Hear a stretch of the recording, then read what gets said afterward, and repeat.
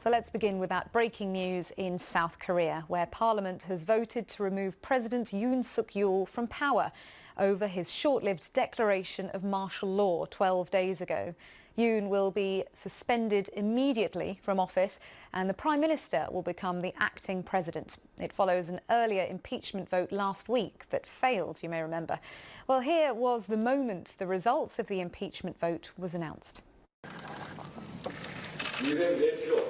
204 in favor out of 300. Against is 85 and I announce it has passed. Well, these were the jubilant scenes as tens of thousands of protesters who had gathered outside the National Assembly received the news. And we can show you some live scenes now of the protesters still there in the aftermath of receiving that news. As you can see, yes, celebratory scenes there. People have been singing Into the New World by the K-pop group Girls' Generation as fireworks broke out overhead. And as you can see, they continue to stay in place in reaction to the news of the impeachment, who for many years was our sole correspondent and is watching events from Beijing, where she is. First of all, you can see the reaction from the protesters there. This is a really significant moment for them. They watched in horror as on that Tuesday. Huge moment.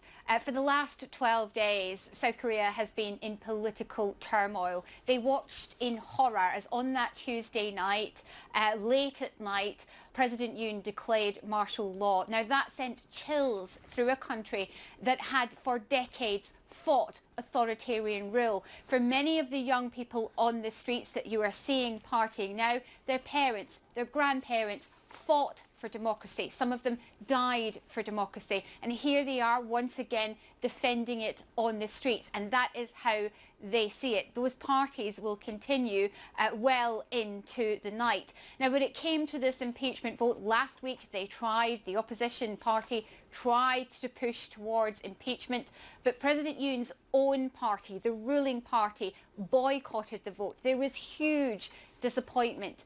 But over the last week, the pressure has gone up. The mood has changed. And that is because more details about what happened that night have emerged. We've heard that President Yoon had ordered that the leaders of the opposition and the chairman of his own party, along with many other members of the National Assembly, would be rounded up by the army and put in a detention centre.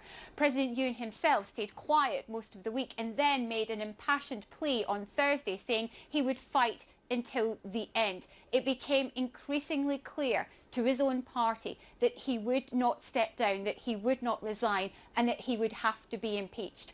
And that is what has led to this vote in the last hour. And people listening to what you've been saying may well wonder, what on earth was Yoon thinking? Because surely this was a gamble that was set to fail. This was a huge political gamble. Look, the question that we've been trying to answer since he declared martial law is, what on earth was he thinking? I think you have to look at where President Yoon comes from. He was not a politician, he was a prosecutor, and he rose to prominence by prosecuting two former presidents. And then he won an election, but only just. It was by less than 1%, about 0.7, 0.8%. So he didn't really have the kind of power that he hoped for right from the start. He struggled with the opposition party and he struggled within his own party to get anything done.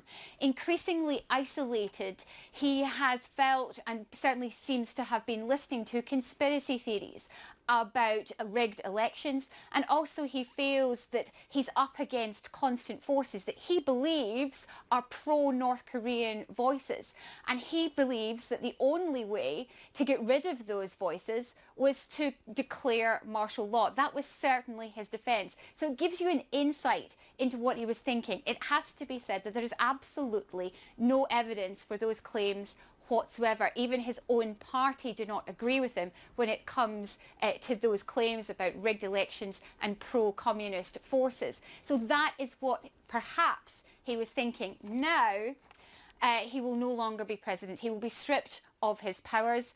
It will go to the Prime Minister, and the next steps are that this decision has to be ratified and reviewed by the Constitutional Court. if the court decides, and this could take many months, if the court decides that it is constitutional, then another presidential election will be called.